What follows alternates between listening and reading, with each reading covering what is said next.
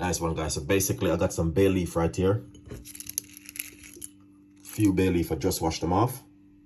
And now we're gonna put them straight inside of this cup like this. Okay, let me see this one right here. Okay, so we got a few more like this. Pour some hot water. So this is a bay leaf tea where you want to drink in the morning. And the best way to drink the bay leaf is this way, all right? Once you put the bay leaf inside of it, just cover it like this, all right? And leave it for a few minutes, guys. Trust me. After a few minutes, then what you want to do, you want to remove the lid and drink the bay leaf tea like this.